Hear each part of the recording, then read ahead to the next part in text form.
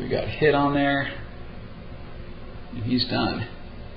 And I can go ahead and bring up AP, and I'll increase my fire rate to high.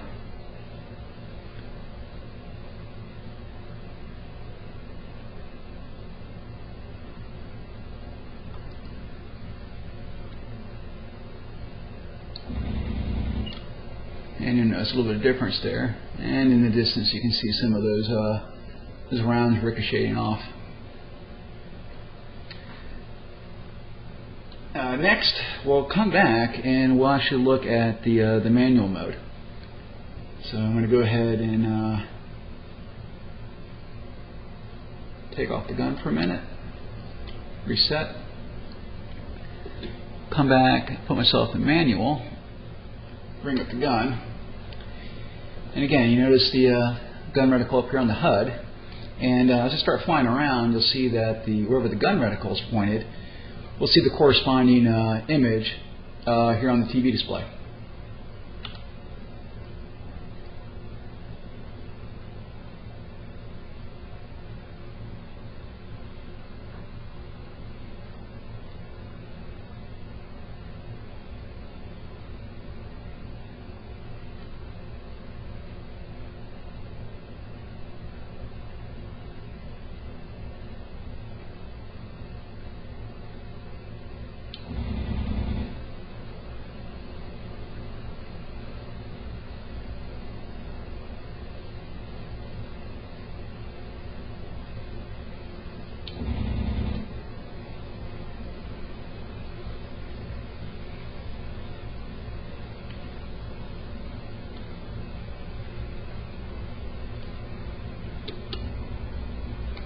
So that's a little demonstration of using the 30 millimeter gun.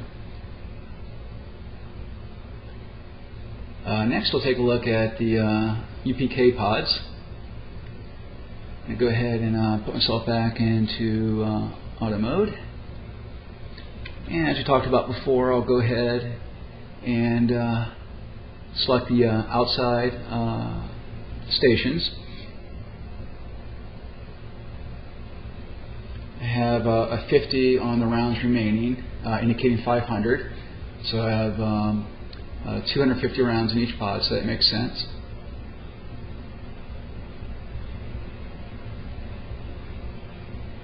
Now up on the HUD, very simple reticle, kind of wherever I point it and place it over the target, I'm going to pull the trigger.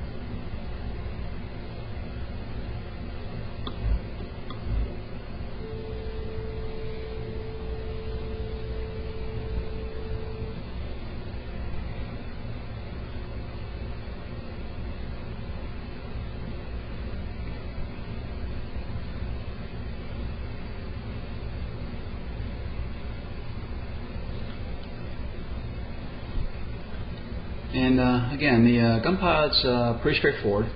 The next and final thing we'll take a look at are the rocket pods. So I will select my indoor stations.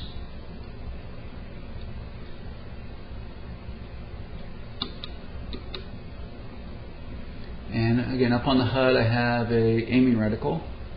I have the laser on, so I'll get good ranging on that. And I'll go ahead and set my burst length to medium.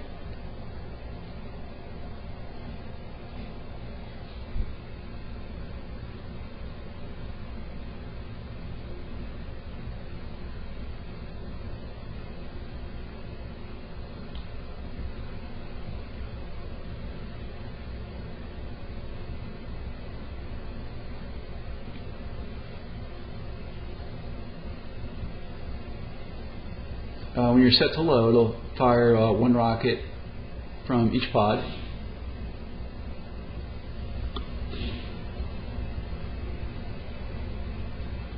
Good hits there.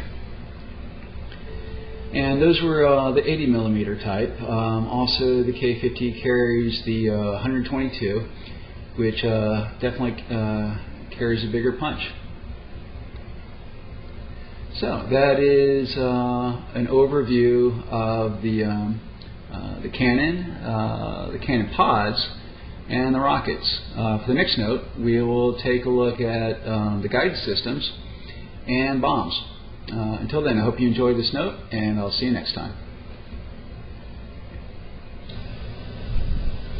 Hello, and welcome to the second part of Producer's Notes number 6 for DCS Black Shark.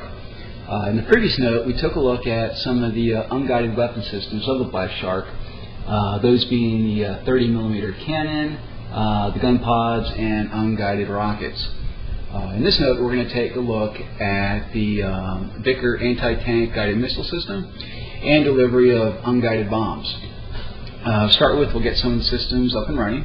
So we'll put the weapon computer system on, master arm to arm. We'll put the laser into standby mode. We'll put auto turn on and the track moving target for the Schwal on. Now, for the Vickers is a beam riding laser guided anti-tank missile, and it uses the Schwal sensor and the embedded provincial laser designator ranging system to guide it. So what we'll do is we'll go ahead and use the Schwal to lock up the target first. So we'll go ahead and uncage, come down, and look for a target.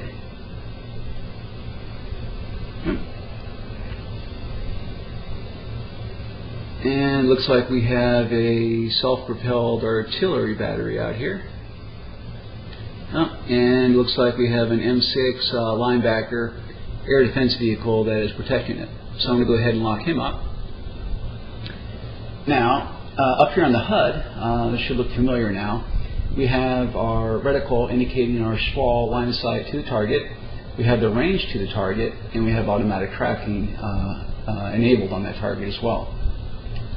Next, we'll go ahead and we'll select the Vickers anti-tank missile. Now, the Vickers itself, though, it's also called the 9A4172, also referred to as the 18-9 in the West.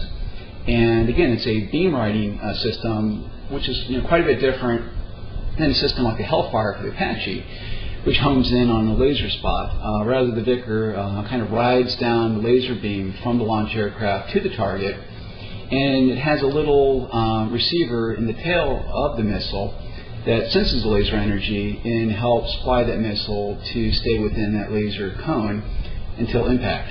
The missile itself is pretty darn fast, up to 610 meters per second, and that means it can cover up to 4 kilometers in just 9 seconds. So very fast.